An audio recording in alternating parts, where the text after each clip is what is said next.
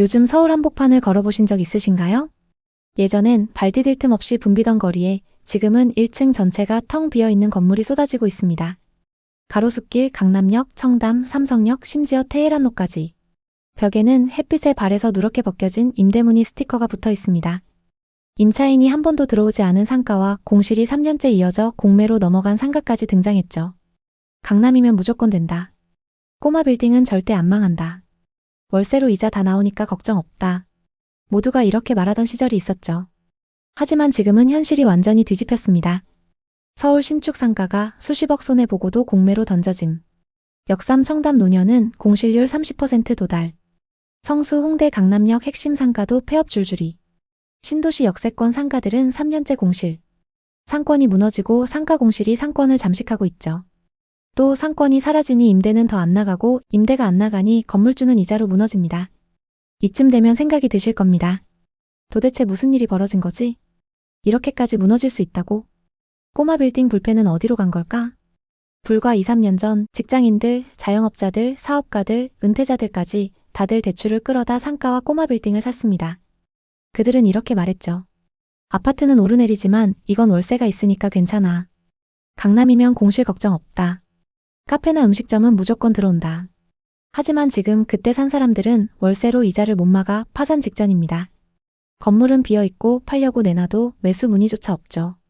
이것이 지금 한국 상업용 부동산 시장에서 벌어지고 있는 실제 상황입니다. 상가의 공실률은 뉴스에 잘 나오지 않습니다. 그래서 더 무섭습니다. 강남, 송파, 청담, 가로수길 같은 핵심 상권들이 지금 동시다발적으로 붕괴하고 있기 때문입니다. 핵심 상권이 이 정도면 주거 상권과 신도시 상가는 말할 필요도 없습니다. 동탄과 광교, 하남 미사신도시, 남양주 다산신도시 등 신도시 상가가 대표적입니다. 입주 초기엔 대박 예감이었지만 지금은 대부분 임대료 하락과 공실 장기화에 시달리고 있습니다. 이건 단순한 침체가 아닙니다. 구조적 붕괴입니다. 최근 몇 년 동안은 수익률보다 브랜드, 입지, 희소성만으로 가격이 뛰어올랐습니다. 그런데 지금은 소비가 위축되고 장사가 안 되니 임차인이 임대료를 감당할 수 없습니다. 건물주는 이자 때문에 임대료를 내리지 못하고 임차인은 임대료를 감당 못하고 공실만 길어지는 구조가 된 겁니다. 완전히 붕괴할 수밖에 없는 구조가 됐습니다. 서울의 다른 지역들도 거의 다 마찬가지지만 특히 강남의 경우는 상가 공실이 유독 많아지고 있어요. 강남구, 서초구, 송파구 같은 곳들을 걸어보시면 알겠지만 번화한 거리 한복판에 임대라는 스티커가 붙은 상가들이 줄지어 있어요. 건물 1층 전체가 비어있고 그 스티커가 햇빛에 발에서 누렇게 변한 채로 몇 달, 아니 몇 년째 방치된 곳들이 수두룩하죠. 왜 이런 일이 벌어지는 걸까요? 가장 큰 이유는 임대료가 터무니없이 비싸기 때문이에요. 상인들이 장사를 해서 이익을 낸다 해도 그 이익으로 임대료를 내고 직원이나 알바 비용을 주고 나면 남는 게 거의 없어요. 재료값은 하늘 높은 줄 모르고 치솟고 임대료는 해마다 오르고 인건비도 매년 상승하니까요. 결국 상인들은 버티지 못하고 혼자 운영하는 1인 가게로 전환하거나 아예 폐업을 선택하게 돼요. 제가 아는 한 상인분은 강남 논현동에서 작은 카페를 운영하시다가 임대료가 월 800만 원을 넘어서면서 이제는 커피 몇백 잔 팔아도 이익이 안 남아요 라고 하시며 문을 닫으셨어요. 이런 사례가 한두 곳이 아니에요. 강남의 상가들은 마치 도미노처럼 하나둘 무너지고 있어요. 강남은 지금 아파트값만 비싸게 버티고 있을 뿐 상가 쪽은 공실 상황이 너무나 심각해요. 예를 들어 강남구 역삼동의 대형 상가는 준공 후 3년째 공실 상태예요. 한두 개 상가가 아니라 건물 1층 전체가 비어있고 임대 마크가 붙어 있는 거예요. 신사동의 가장 핫한 상권에 있는 메인 상가도 준공 4년째 공실이에요. 지하 1층부터 1층, 2층까지 임대 스티커가 붙어 있는데 그 색이 이미 발에서 오래된 느낌이 들죠. 아파트 단지 상가들도 마찬가지예요. 1층은 부동산 중개소들로 꽉 차 있지만 이는 아파트 거래만 그나마 돈이 된다는 뜻이에요. 다른 상점들은 돈이 안 돼서 들어오지 않는 거죠. 대형 아파트 단지의 상가 공실이 많은 이유는 접근성 문제도 커요. 각 아파트 단지마다 펜스를 쳐놔서 외부인이 이용하기 어렵고 단지 내부 주민들만으로는 타산이 맞지 않아요. 직접 임장을 다녀보니 이런 상가들은 마치 고립된 섬처럼 느껴지더라고요. 서울의 다른 지역들도 비슷하지만 강남의 상가 공실이 유독 심각한 이유를 자세히 살펴볼게요. 첫 번째 이유는 비싼 임대료예요. 일단 임대료가 비싸면 상인들이 장사를 해도 남는 게 없어요. 재료값이 치솟고 임대료와 인건비가 오르니 1인 가게나 폐업이 늘어나는 거죠. 상가 공급은 많아지는데 경쟁력을 갖추려면 임대료가 내려가야 하는 게 경제의 기본 원리잖아요. 그런데 건물주들은 내 건물은 특별해 하면서 임대료를 올리니 공실이 생길 수밖에 없어요. 이게 경제 논리를 무시한 결과예요.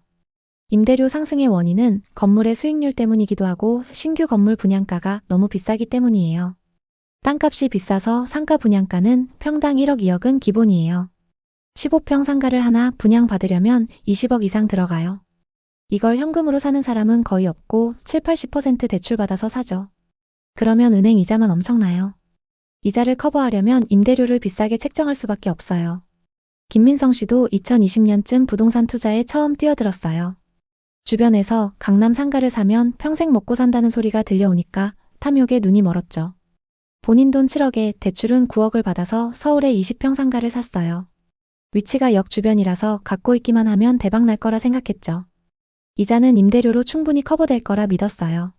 처음엔 카페 임차인이 들어와 월세를 꽤 많이 받았어요. 그런데 어느 순간부터 장사가 안 되기 시작했어요. 임차인이 임대료를 밀리다 결국 나가버렸어요. 2년 공실 동안 이자만 거의 1억, 관리비와 세금을 합쳐 엄청난 손실이 났죠. 결국 매매로 내놨는데 제값을 받기도 힘들어요. 이제 강남 상가 공실의 두 번째 이유, 소비 위축을 자세히 풀어보겠습니다. 우선 주거비용 증가의 영향이 매우 큽니다.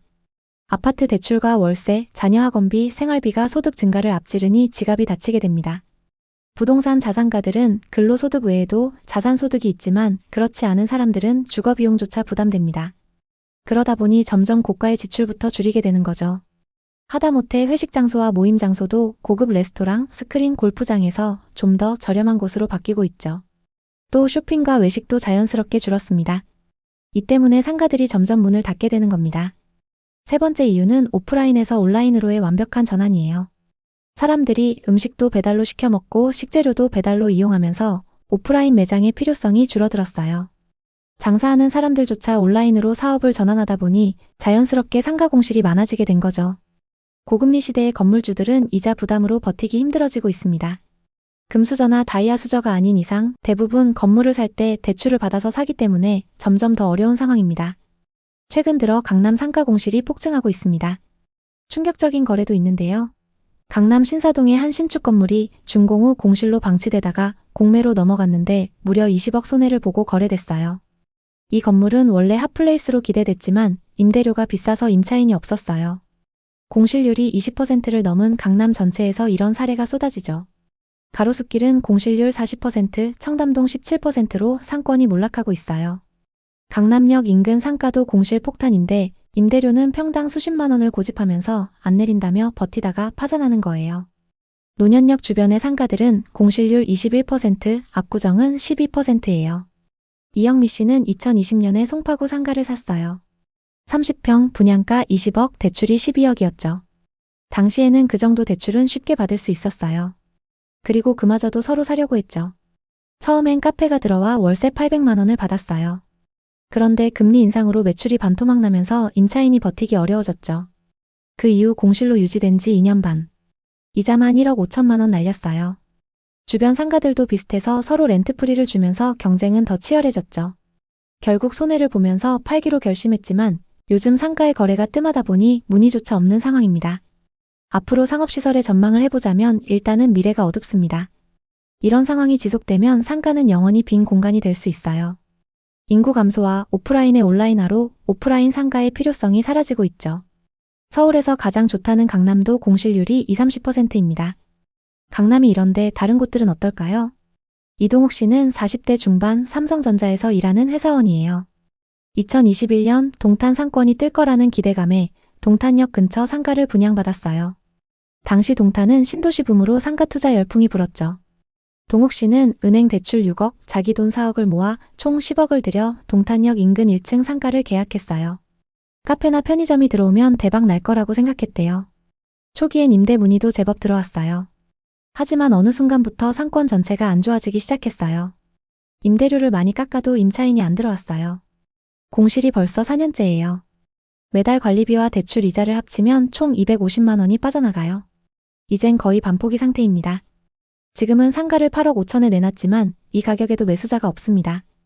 동욱 씨는 내 인생 최악의 선택이었다며 한숨을 쉬더라고요. 동욱 씨처럼 상가 투자로 손실을 본 분들 동탄에 정말 많습니다. 동탄에는 주상복합 아파트가 정말 많습니다. 아파트 1층과 지하에 상가들이 넘쳐나죠. 이게 지금 경기도 신도시의 현실입니다. 주인 입장에선 임대료를 낮추기 어렵겠지만 설령 낮춘다고 하더라도 쉽지 않은 상황입니다. 아무리 부동산 규제를 풀어도 임대료가 낮아지지 않으면 안 됩니다. 상업용 부동산은 자칫 잘못하다간 1990년대 일본처럼 될 수 있습니다. 버블 붕괴 때 상가 공실이 폭증했고 가격이 폭락했던 것처럼요. 어떤 투자도 마찬가지겠지만 부동산 투자는 항상 끝물에 산 사람들이 피해를 보게 되어 있습니다. 지난 상승장에서 가장 나중에 오른 부동산이 상업용 부동산이었죠. 그만큼 끝물에 투자한 사람들이 많고 그래서 상업용 부동산이 더욱 어려운 상황입니다. 상업용 부동산은 상권 조사가 우선되어야 합니다. 그리고 임대료가 적정 수준인지 주변 공실의 임대료와 위치를 충분히 비교해 봐야 하죠. 만약 매매를 한다면 대출 비율은 최대한 낮추고 이자를 감당할 수 있는 선에서 접근해야 합니다. 공실이 오래된 상업용 부동산일수록 가격 협상하기 좋다는 점도 염두에 두시면 좋겠네요. 상업용 부동산의 절망적인 현실을 살펴봤는데요. 물론 지금도 상업용 부동산에 투자해서 큰 수익을 내는 분들도 있습니다. 오프라인의 장점을 잘 살리면서 자신의 사업을 확장하는 분들이 그런 케이스죠. 위험성이 많은 상업용 부동산. 하지만 만약 여러분의 사업이 오프라인의 장점을 살릴 수 있고 수익률을 더 높여서 건물이나 상가의 가치를 높일 수 있다면 상업용 부동산을 적극적으로 고려해 보시는 것도 좋습니다. 오늘도 시청해 주셔서 감사합니다.